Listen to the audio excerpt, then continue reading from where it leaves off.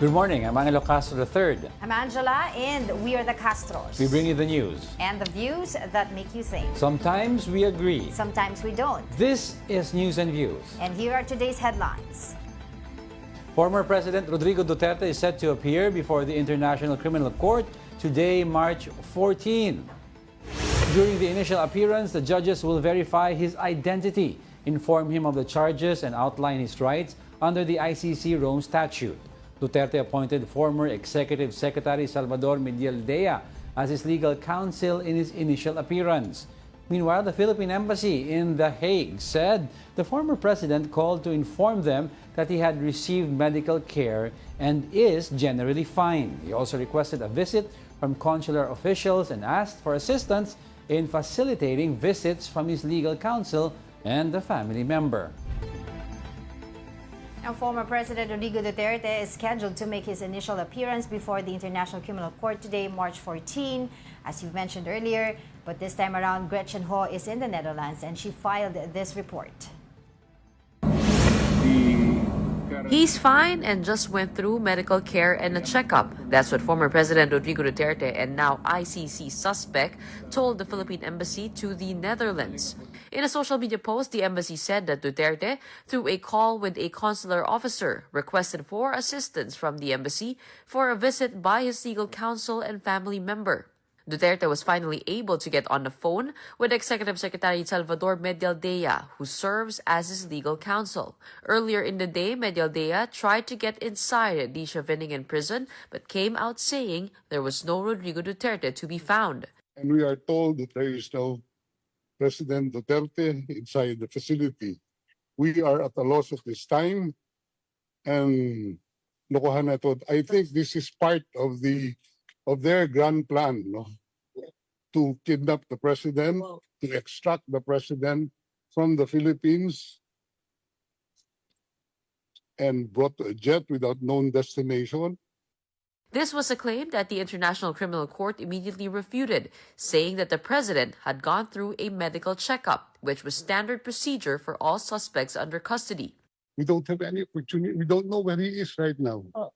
He doesn't have any. He doesn't even have his medicines with him. Sinakay siya sa ambulance, binigay lang namin yung mga records sa kanya, and sabi he will be well taken care of. The ICC also confirmed that the former president is now inside the United Nations Detention Unit, where suspects on pre-trial and trial stay.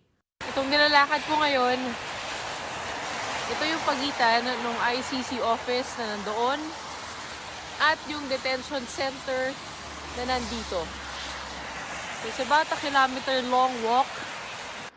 Supporters of Rodrigo Duterte from different parts of Europe braved the cold and rain outside the penitentiary. Rely lang ako sa Google Map ko para hanapin ang ICC. Nakakalungkot lang kasi sana mayroon tayong kahit pa paano transparency sa nangyayari. Saan po kayo galing?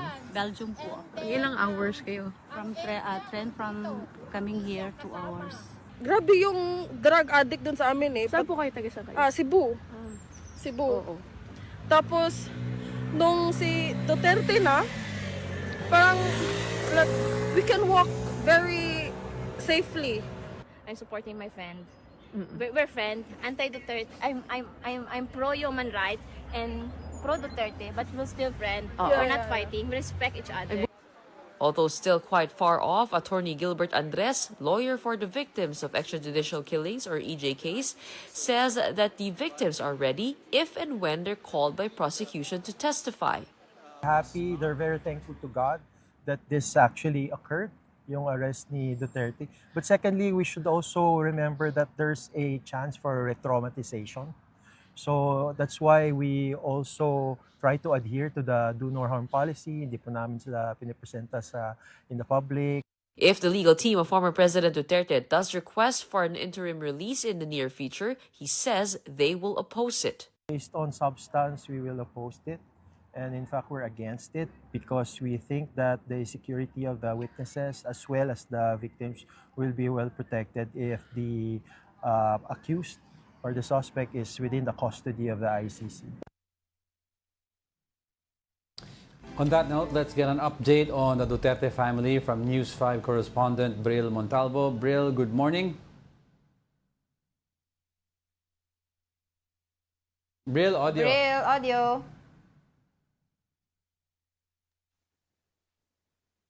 Wala pa rin, Bril. No, we can't Bril, seem wala to pa rin. hear Audio. Bril Montalvo.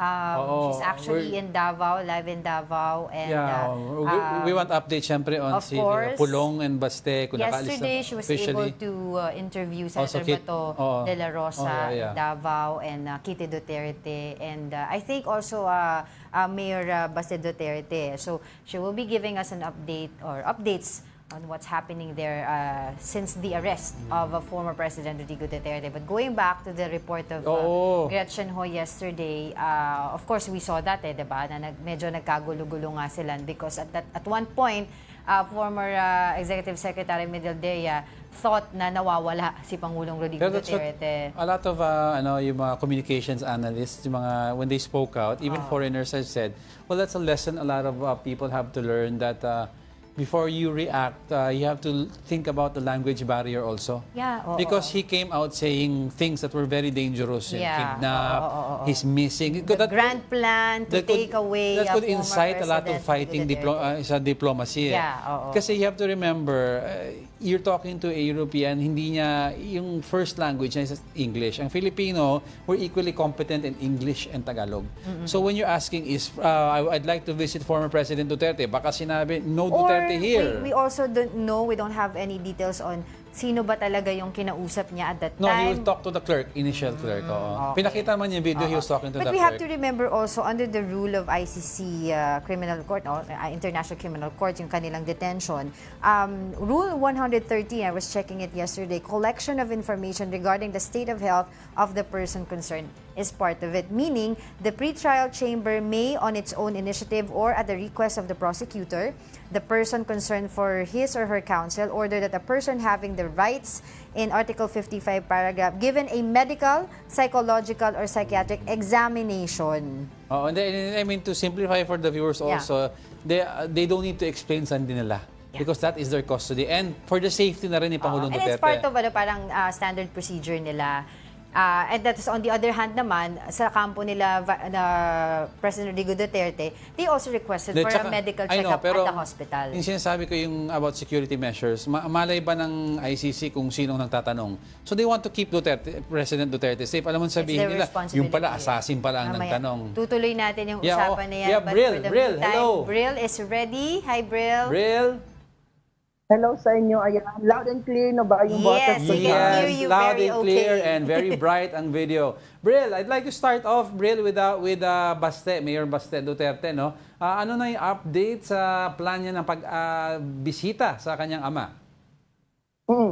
Alam nyo, Diego, Angela, nandito tayo ngayon sa harap mismo ng bahay ni former President Rodrigo Duterte dito nga sa Doña Luisa sa Barangay 74-A, Davao City. At pasado alas 10 kagabi nang dumating dito si Davao City Mayor Baste Duterte para tignan kung ano ang sitwasyon dito. Kasi kagabi nga, nagsagawa dito ng prayer rally, nag-alay ng dasal, panalangin ang mga homeowners dito sa Doña Luisa Subdivision.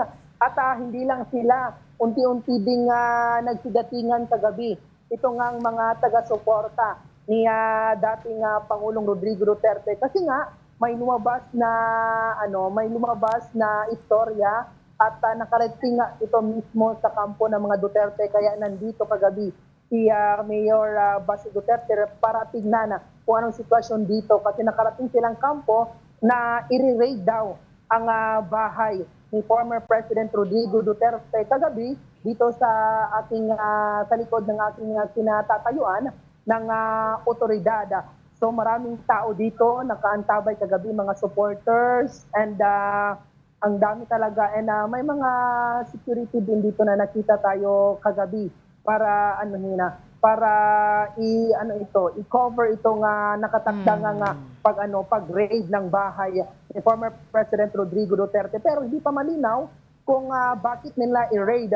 Pero pinabulaan naman ito ng PRO11 at hindi daw ito totoo. At ang sabi naman ng Davao City Police Office, fake news daw ang nasabing pag-raid ng bahay ni former President Rodrigo Duterte. At nandito din kagabi yung ilan sa mga abogado ng mga Duterte at mga barangay captains dito sa Davao City, nakaantabay if ever nga totoo yung pag-raid dito sa bahay ni former President Rodrigo Duterte. And kagabi, nakausap natin si Mayor Basti Duterte at sabi niya na galing umano siya sa Maynila at para mag-process ng kanyang mga dokumento para pumunta doon sa the Netherlands para kumustahin at tignan ang sitwasyon ng kanyang amang si Pangulong Rodrigo Duterte na nasa kustudiya na ngayon ng International Criminal Court. Nang malaman niya ang nasabing istorya na i-raid itong bahay ni former President Rodrigo Duterte, ay agad siyang bumalik dito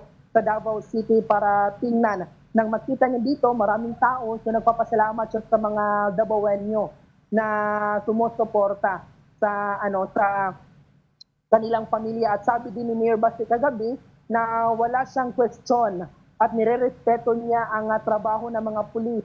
Pero ang hindi niya lang nagustuhan itong administrasyon ngayon kung paano nila inaano itong batas, ipinapatupad itong batas. Yun yung sabi ni Mayor Basti Duterte. At dagdag din ni Mayor Basti na gusto niyang kausapin doon sa the Netherlands ang kanyang ama, gusto niyang makita na buhay pa.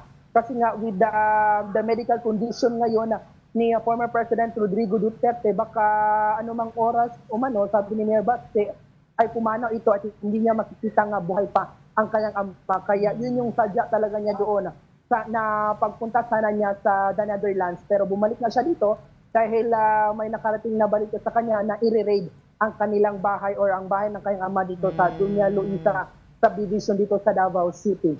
Balik sa inyo. Bril, si Kitty Duterte din daw, nakausap mo kagabi. Ano yung mga naging napagkwentuhan ninyo? Yes, tama ka nga dyan, Angela. No? Eksklusibo nating nakausap mismo ang anak ni former President Rodrigo Duterte na si Kitty Duterte. At ang sabi niya ay dapat daw maging alerto ang mga Davaoenyo, ang mga tao sa posibleng pag-raid dito ng otoridad sa kanilang bahay dito sa Davao City. At sinabi din ni Kitty Duterte na hindi muna pwedeng sa publiko kung nasaan sila ngayon ng kanyang inang si Hanilet Avancenia for their security purposes. At sabi din ni Kitty Duterte kagabi na huling nakausap niya ang kanyang ama doon sa the Netherlands at ang sabi niya ay mag-isa lang daw sa detention cell.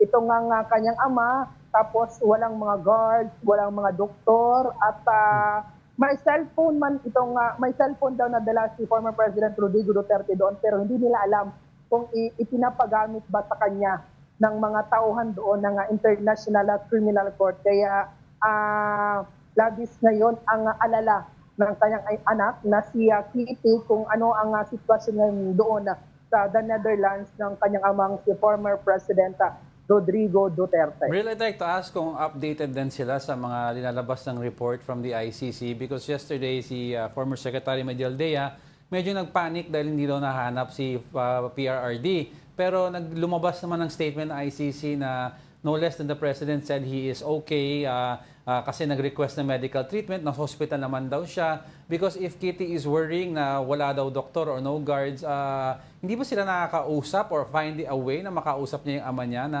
nasa hospital naman and is in good health according to no less than the President? Yun nga, tama kayo dyan, no? Hindi pa nakakausap mismo sa telepono or sa video call or sa video chat itong si former President Rodrigo Duterte. Tanging nakakausap nila lang doon sa the Netherlands, ang kanilang komunikasyon ay itong kanyang mga kapatid na nandoon na sa the Netherlands.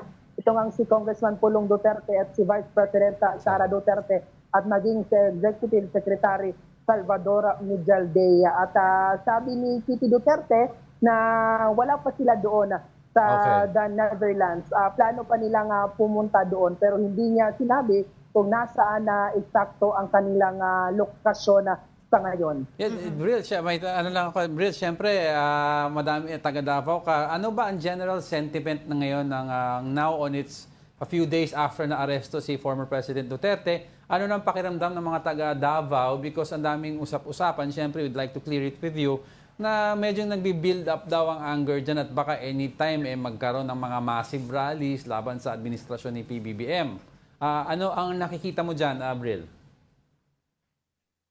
Alam mo, Diego, kumalma na sana itong ang mga Davaoenyo dito sa lungsod sa pagkakaaresto kaya dating Pangulong Rodrigo Duterte. Pero naging ano na naman sila ngayon nag-react na naman sila sa bagong balita na i-raid na naman daw itong ang bahay ni former President Rodrigo Duterte. Kaya isa-isa silang pumupunta dito sa bahay.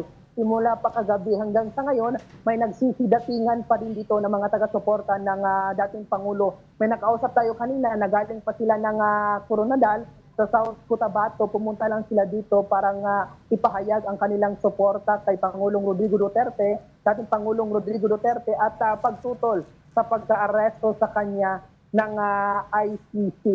So, alam nyo, dito sa iba't ibang lugar sa Mindanao, sa Cotabato City, Kidapawan City, sa Surigao, Agusan, sa Zamboanga, may nakikita tayo sa social media na nagrarally sila in support to former President Rodrigo Duterte and the Duterte's family. Hindi lang dito sa Mindanao, pati doon sa Visayas, sa Cebu City, sa Dumaguete. Kaya nagsisilabasan ang mga tao tuwing gabi at nag-rally sila at nagno-noise barrage in support kaya dating Pangulong Rodrigo Duterte. At sabi naman ni Mayor Bassett Duterte na maging kalmado lang ang publiko at huwag silang mag-alala sa pamilya Duterte kasi kayang-kaya daw nila umano ang laban na to na kanilang hinaharap ng kanilang pamilya ngayon. Lastly, Bril, kasi tutuloy ba ang selebrasyon ng Davao Day this coming weekend?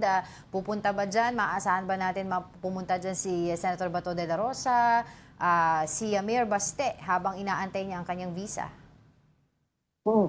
Alam mo, ang araw ng Davao ngayon dito, medyo hindi namin nakifeel ang selebrasyon ng araw ng Davao ngayong taon. Kasi nga, ito nga ang pag-aresto kay dating Pangulong Rodrigo Duterte.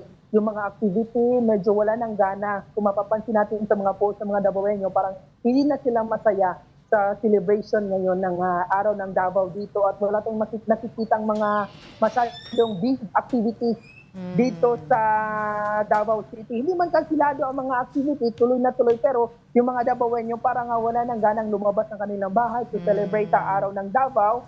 They will say na sa bahay nilang sila magpipray for the good health of former President Rodrigo Duterte. Alam mo, ang highlight sana ng activity ng araw ng Davao is ngayong Sunday, kung saan may isasagawang parada at initially nakaschedule si Vice President Sara Duterte na dumalo. Pero recently lang dahil sa pag-aresto ni former President Rodrigo Duterte at bumalik siya or pumunta siya doon sa Netherlands ay kansilado na ang kanyang pagdalo sa celebration activity ng araw ng Davao. At ngayong Sunday, December 16 ng gabi ay magkakaroon din ng isang peaceful rally. Instead of it's a happy moment, pero ang celebration ngayon ng Davao City puro mga peaceful rally, prayer rally, vigil rally ang nakikita nating mga activity ngayon in connection sa araw ng Davao. Okay, Bril, before we let you go, I'd like to ask pala yung comment ni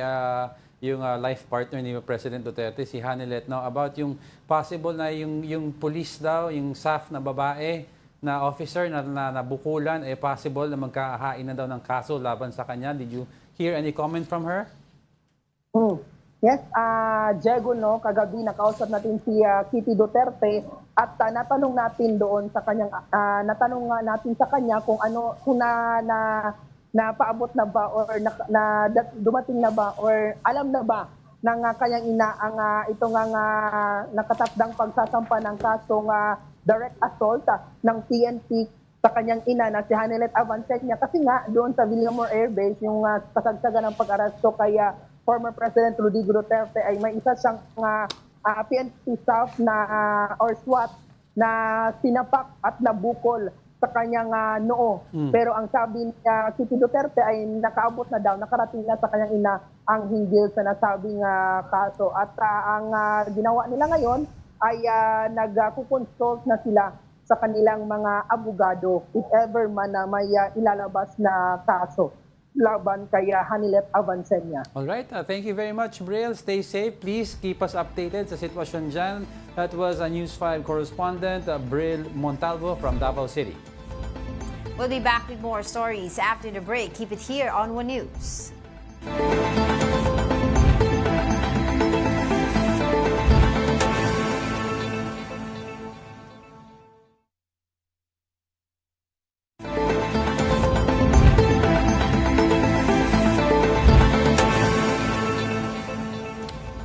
Good morning. You're still watching News and Views here on One News. The Philippine National Police plans to file a direct assault charge against the common-law wife of former President Duterte, Hanilet Avancenia. That's after one female officer of the Special Action Force suffered swelling on the head when Avancenia struck her with a cell phone. The incident happened during a standoff at the Villamor Air Base when Duterte was being escorted out to a plane bound for The Hague. Although the PNP understands Avancenia's emotional outburst, they said it is unacceptable for Avancenia to have assaulted the staff member.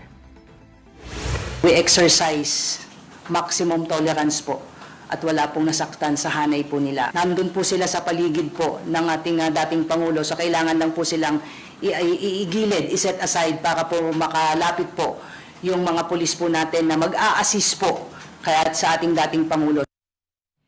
Now, the PNP is also looking to file a complaint against former Executive Secretary Salvador Medialdea for alleged obstruction of justice. Medialdea allegedly attempted to stop the implementation of the arrest warrant against Duterte.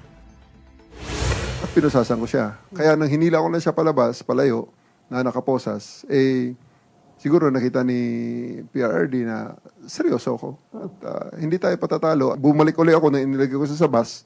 Dala ko ulit ang posas. Sabi ko, sir, ito, kasunod, susundin ko sana si Attorney Del Cray. Pero umalis naman na sila at sumama na si PRRD.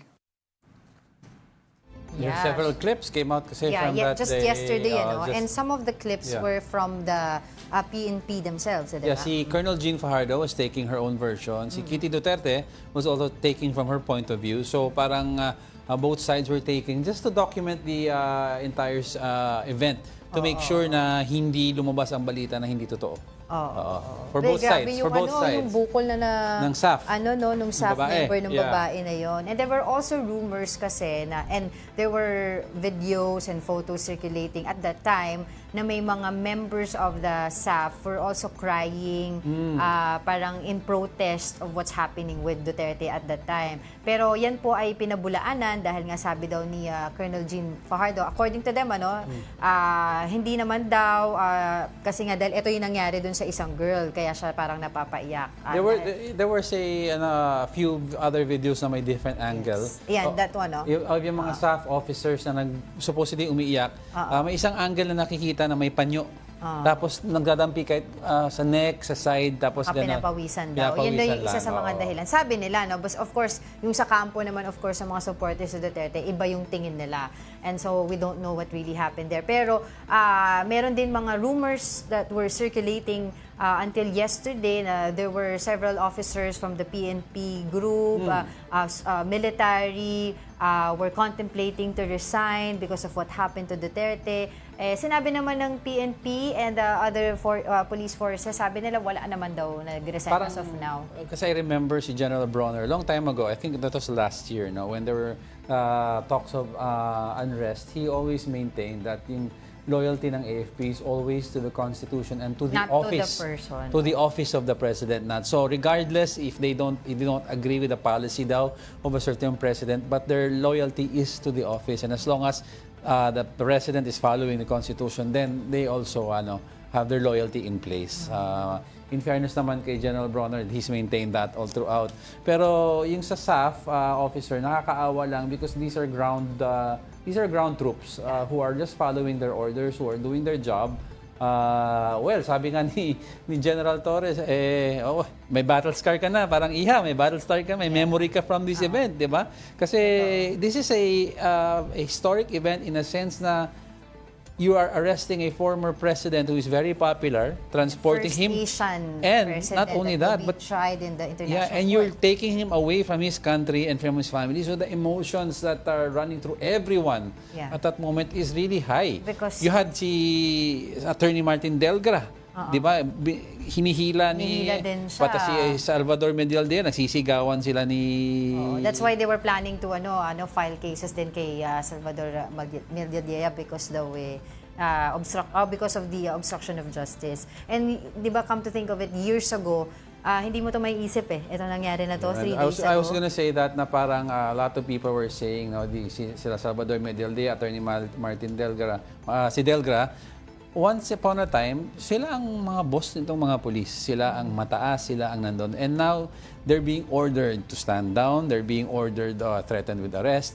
So it just goes to show that the lesson na, well, when you're in power, you just always have to be nice and kind because you don't know when one day, wala ka na sa poder. Yeah, well, that is the message of but Senator Bato de la Rosa yesterday when I interviewed him on One Balita Pilipinas, saying na his message actually to General Torre, sabi niya na hindi ka forever in power. Sabi niya kasi parang yung nakita daw niya dun sa nangyari, parang lasing sa kapangyarihan itong si General But Torre. si General Torre naman is a police officer in rank, hindi man siya politiko. Ang politiko talagang after your term, deep decline yan. In rank ka, you're still considered a retired general. Yeah. Anyway, let's move on to more of the news. A majority of Filipinos believe fake news is a serious problem and many struggle to identify it.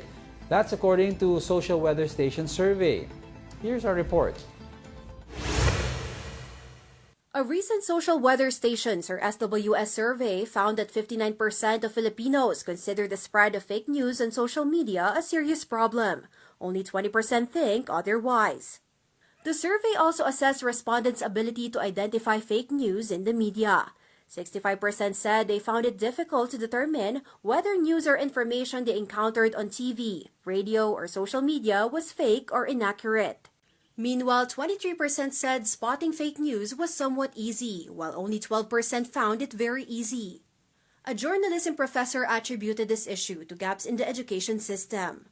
While media literacy is part of the curriculum, it does not place enough emphasis on critical thinking, leaving many vulnerable to misinformation. Kung tutuusin, mas usapin pa ng computer literacy ito. Kaya nga yun yung problema pagka masyadong skills-oriented yung ating education program. This so-called breaking news surfaced after former President Rodrigo Duterte boarded a plane bound for The Hague last Tuesday. The caption claimed that a temporary restraining order had been granted. However, a closer look at the Supreme Court statement in the graphic showed that it only confirmed receipt of the petition, not its approval. The TRO was later denied. Meanwhile, the National Bureau of Investigation warns vloggers against spreading fake news on social media. This includes claims that First Lady Liza Araneta Marcos was stopped by authorities in the United States.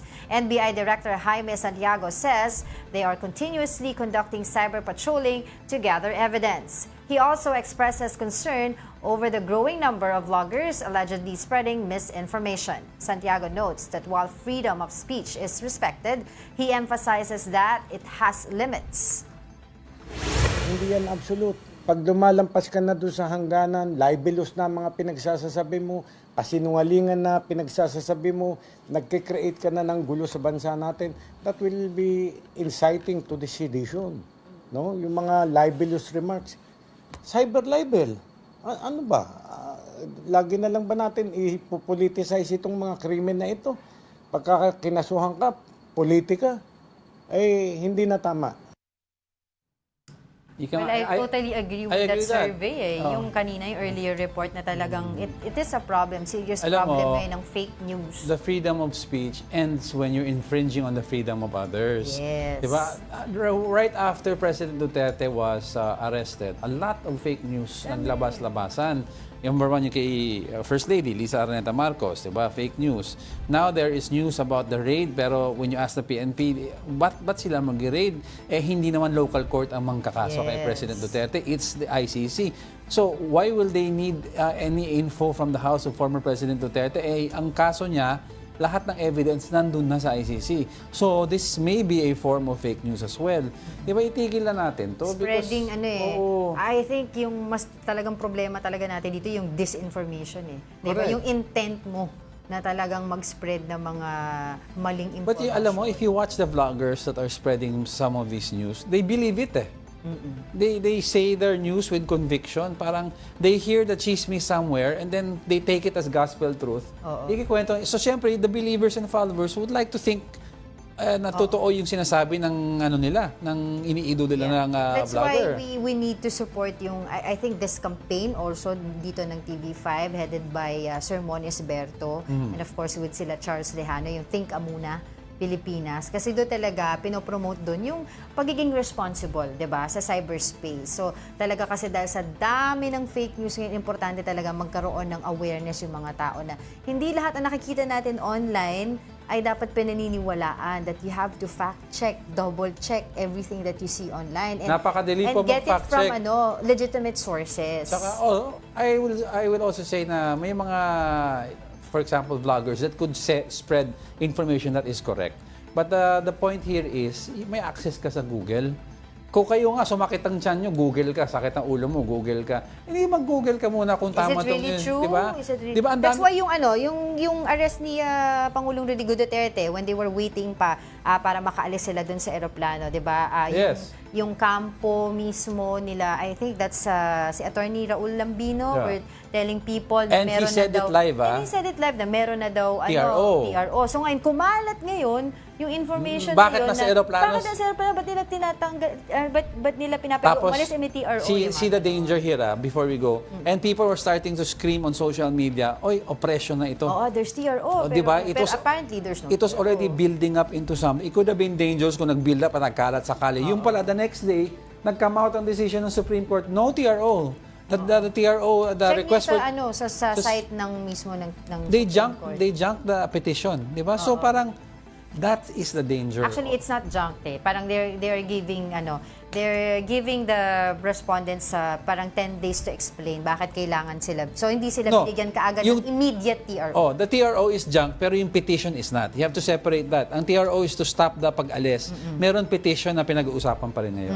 Oo. 'Di ba? So yun yung natin, yung importante. So importante talaga dito, as I've said, yung natin tawag dito, yung sa kampanya natin na huwag tayong maniwala kaagad sa mga fake news. Ang dami ngayon sa social media na nagkikreate ng mga accounts and alam mo yung parang kasi gusto nila sila sa kanila na una nang galing yung source, yung gano'n, na bida, etc. Tapos in the end, nakakasama naman sila doon sa situation. Tsaka So let's be, Tsaka I'd like to address also yung issue na ang daming nagme-message din sa akin, in general, because we are in the media, non-stop messages na bias.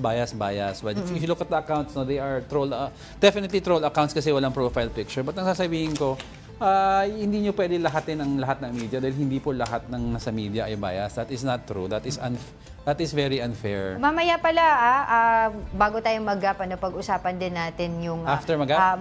mamaya magkakaroon ng appearance si President Rodrigo Duterte sa International Criminal Court.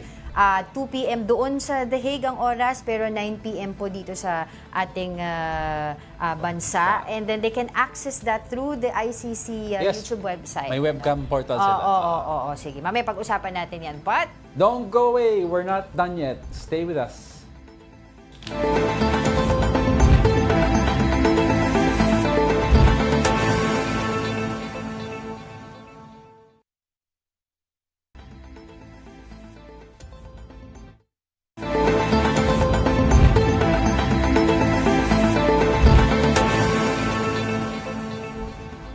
Welcome back. You're still watching News and Views here on One News. Now to discuss about former President Duterte's arrest, we have on the line Attorney Salvador Panelo. Attorney, welcome to News and Views. Thank you very much for your time.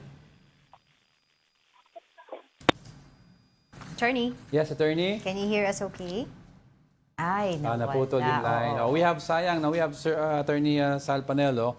We wanted to talk about, siyempre may habeas corpus petitions na filed si Kitty, I think. No? And si he Congressman was the Polo. one who filed it with his son. Yes, with his son. And then also we'd like to get sana updates on the former president because there was medyo confusion with the Executive Secretary Medial Dea as to saan ba talaga si former president and if he's okay. Medyo nag-worry kasi yung mga tao. But right now kasi meron naman I know, but we'd like to find out how is his official condition. Diba? Siyempre, statement ng ICC.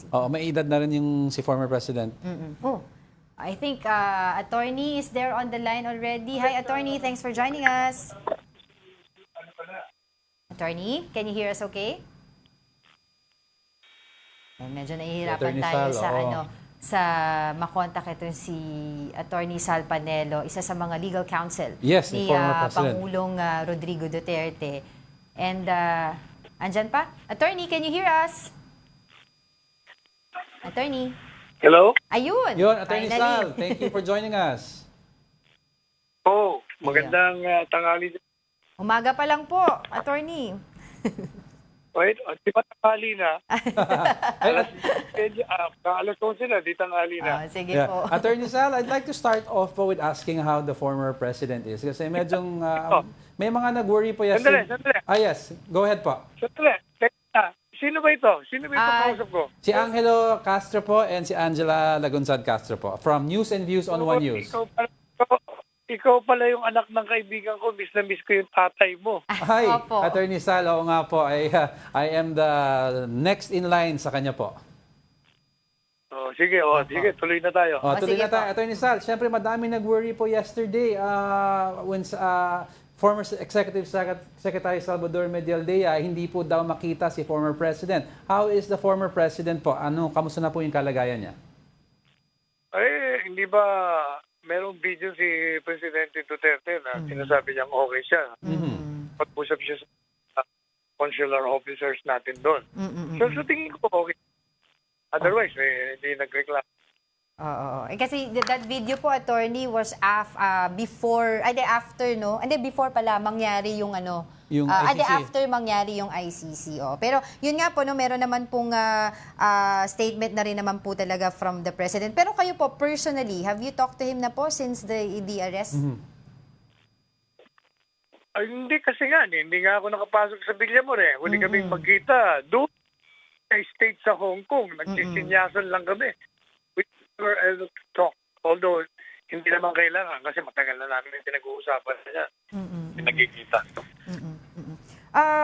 Siguro po, attorney, can you... Kasi po si Secretary Salvador Medialdea, siya po yung iisa po sa in-appoint na legal counsel. Will you be part of it po pagdating po doon sa The Hague? Ay, hindi. Alam mo, hindi po pwedeng mga Pilipino lawyers doon na hindi accredited. Kailangan yung mga taga roon. Kaya yung legal team dito sa Pilipinas, at marami yun, maraming abogado Duterte, marami rin nag-volunteer. Hindi po pwedeng doon unless na accredited ka doon. Si Presidente Inday, kumuha abogado roon. Where are we na daw po in terms of getting a counsel po that is accredited by the ICC? Tatanungin natin si VP Sara kasi precisely that's one apart from visiting the father, ibuuin niya ang legal team. Yes, Attorney, we'd like to ask you also about yung mga final po sa Supreme Court, yung habeas corpus ni... kayo po, on behalf of Kitty Duterte, ano po ang mangyayari doon?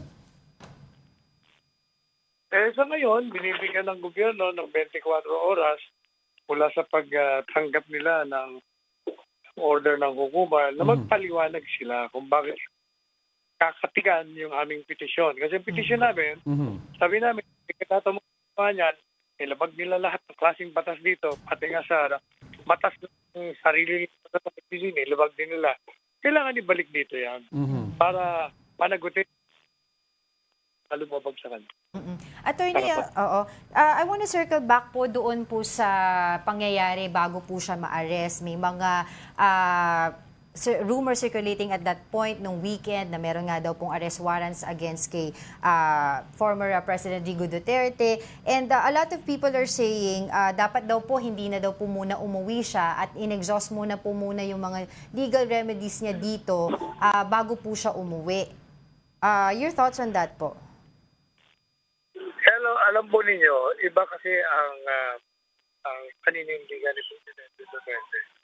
Matagal niya nang sinasabi na nung siya'y presidente, nung siya'y mayor, nung congressman siya, meron siyang sinumpahan na magsilbi sa taong bayan. At yun ay gagawin lahat ng mamaraan hanggang kahit na i-boost niya ang kanyang kalayaan o ang kanyang buhay. Kaya hindi siya maaaring tumakas. Ayaw niya yun. Out of character. Alam niya na may darating na pero arresto nyo, di ba? Kahit doon sa congressional hearing, sinasabi niya, dinibear niya pa nga ang ICC, di ba? Tala kayo dito. Gusto. Oh. Pero ang problema kasi ganito, ang ICC pala doon, nilabag ng ating gobyerno ang sa ating salita. Sabagat, ang dayuhan, walang jurisdiction, ikaw mismo ang nagpakanulo sa mamamayan mo. Nakiusap sa Interpol. Okay? Ang Interpol naman nakiusap sa ating mga pulis na tulong kasi wala naman silang kapangyarihan mag-aresto. Kaya dapat So, ipinagkanulo nila si Presidente. Pero go ahead. Meron tayong malusog na legal system. Sino nagsabi niyan? Ang gobyerno natin mismo. Sabi ni President Junior, wala kayong jurisdiction, hindi kami magko-cooperate in whatever form or shape. Pero anong ginawa niya? Hindi lang kayo nag-cooperate, kayo mismo ang gumawa. At kita niyo sa aming lahat na may jurisdiction. Sumuko kayo, isinuko niyo ang kasarinlan ng ating bansa sa isang dayo. Yan ang katotohanan. Attorney Sal, why do you think itong gobyerno po ngayon, itong administrasyon ay very unwilling po or... Hello, Philip. Hello, Attorney, can you hear me? Yes. Yeah. Ano yun? Why do you think this administration is unwilling na sila na lang ang magkaso kay former president, if ever, at pinadala pa sa ibang bansa, Attorney? Alam mo, ever since sa aking programa, paulit-ulit ko sinasabi sa lahat ng aking interviews, ang talagang ultimate goal dyan ay i-eliminate ang mag-amang VP Sara at Duterte. Politika, kailangan matanggal sila sa 2028. They have to destroy physically, legally, lahat na klase. Baka kailangan wala sila kasi si Inday Sara ang pinakamalakas na kandidato sa Panguluhan sa 2028. At si Duterte naman, ang may mga milyong-milyong mga followers na tutulong kay Inday Sara. Kaya kita mo, pinailan ng impeachment, pinailan ng criminal justice. Kaya naman si Duterte, binanatan din, nakakulong na ngayon. Yan talaga ang goal, wala naman. Alam mo yung mga sinasabi lang, meron kaming jurisdiction, may ICC, ganun. Yun ginagamit na lang yun, cover up yun sa kanilang politika. So, Attorney Sal, do you think kasi si Senator Bato daw ang possible next, but kasi pinag-uusapan na si VP Sara baka kasama daw sa case, do you think na possible habulin din siya ng ICC? Hindi ba kasama siya sa mga dinimanda? Hindi lang yan. Hindi ba sabi nga ni Inday Sara, hindi ako magtataka kung ako pati isasama nila kasi sinasama na siya noon . Attorney, I would like to get your comment po doon po sa recent statement po ng Supreme Court about not giving you an immediate TRO. Hindi ito sa akin yun. Ibang abogado yun. Sa ibang abogado po. Okay. Ibang abogado yun. Pinahin ko po the petition for a writ of habeas corpus. Okay. Alright. Pero ang sinasabi ng Korte, ang sinasabi lang naman ng Korte Suprema doon, walang maliwanag na nagkaroon ng pagtabat ng batas. Kaya kailangan pag-usapan pa. Wala naman sinasabi. Ang feeling ngayon, wala kaming nakikitang paglaban. Kaya, pero sinet pa rin nila for oral argument. Oo. Attorney, taking this opportunity para matanong lang po kayo kasi may mga kumakalat po online, di ko po alam kung totoo ito o hindi. At mas maganda na po na ito po ay ma-address po ninyo. Meron daw po ba kayong hindi pagkakaunawaan ni Attorney Harry Roque? Kasi meron pong nakita po dun, tinanong daw po kayo kung sino si Harry Roque, about Harry Roque, and you said, who is he? Tinatanong din kita. Ba yun? Ano po? Tinatanong din na Tinatanong din kita. Ito ba yun? Sino ba? All right, I think that speaks 1,000. Ano po ba nangyari? Baka naman po pwede niyong i-share. Hindi ko nga kilala. Ano? Hindi, magkasama po kayo sa gobyerno ni President Duterte 6 years ago. Ibig mo sabihin, lahat ng mga nandiyan sa lahat. Kilala mo yung guwak? Magkasama kayo sa cabinet meeting everyday, halos everyday. Attorney naman. Sa magkakilala kayo. Sige, What happened there? Sige, we'll leave it at that, pero that speaks 1,000 words. Attorney Sal, thank you very much for joining us. Hopefully we get to have you again on the show. Okay, salamat din sa inyong dalawa. Okay.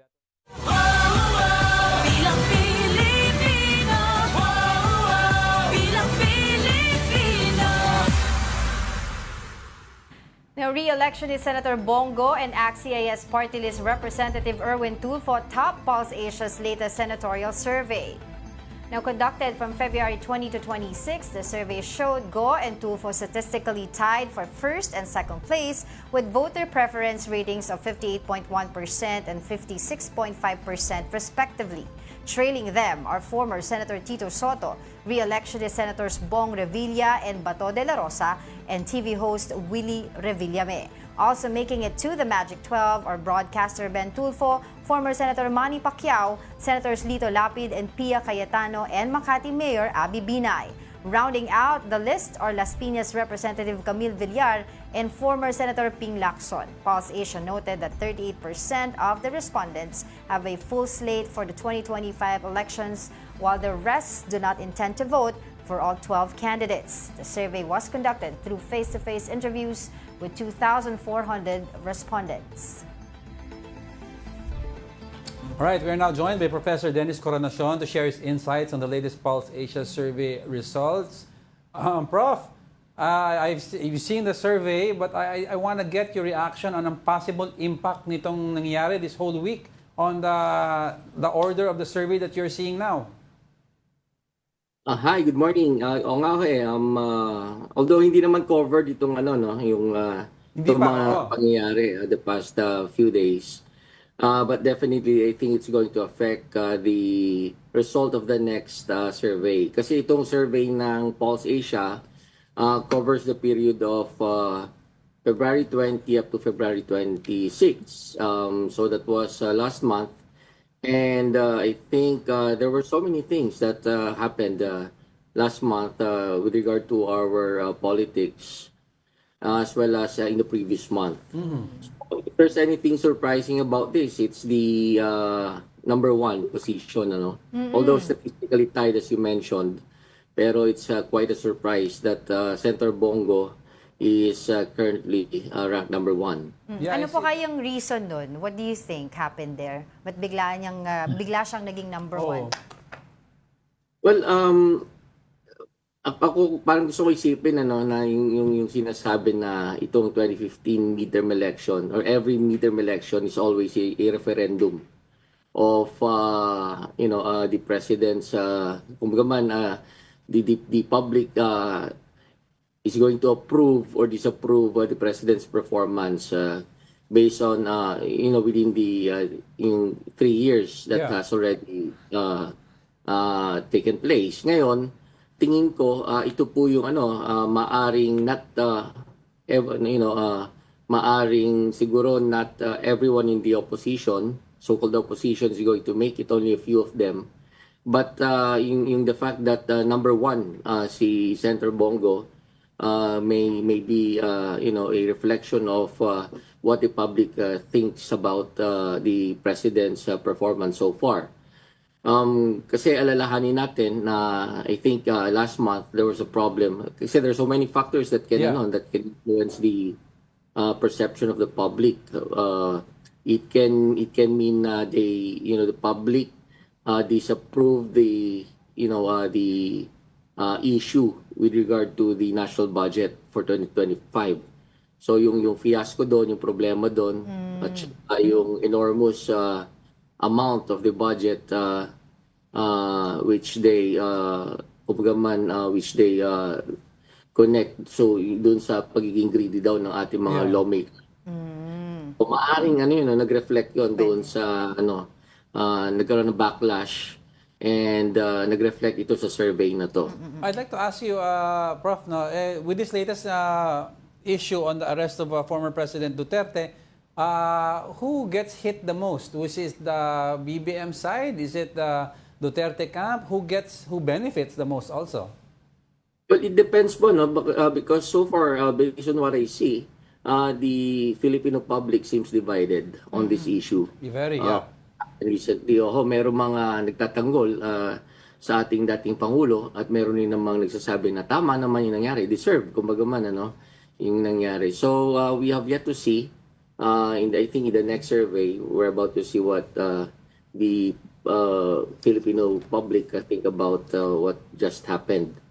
Oo, so divided po so far, mahirap masabi. Pero ang pwedeng posibleng mangyari is that some of the opposition candidates might benefit from this. Halimbawa, I think kung ibabase lang natin sa mga sa mga activities sa social media, parang maraming natutuwa doon sa pagde-deliver ni Senator Bongo ng pizza. Habang naka-detain naka-hold si former President Rodrigo Duterte. So let's see if this is going to have a positive impact on the survey number of Senator Bongo. Kasi nangyari itong, di ba, for context nangyari itong survey na to, hindi pa nangyayari yung arrest. Let's put that in context, di ba? Tama po, Prof? Tama po. February 20 to 26, so wala pa pong aresto niyan. Yes. Pero Prof, on social media, if you monitor, medyo yung pangalan ni Bam Aquino has been trending in the midst of all this gulo. I see a lot of people now gearing towards yung platform niya and kay Heidi Mendoza. I've seen it.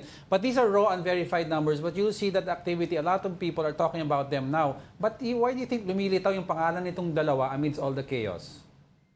Well, unang-una po, nag-start na yung campaign period for the national candidates. So full blast na yung kanilang pangampanya. So maaari pong tumaas yung position ni former Senator Bam Aquino dahil full blast na yung kanyang kampanya along with the other senatorial candidates. Ngayon siguro po baka nagre-resonate yung message ng kanyang kampanya na kung saan i-remind niya yung mga tao, yung mga botante ng kanyang achievements when he was still a senator. I think number one doon yung free tertiary education. That's right. So maaring sa tingin ng publiko kailangan ng mga kabataan yan ngayon. And of course, siguro may kinalaman rin doon sa celebration ng EDSA. February 25. Tama.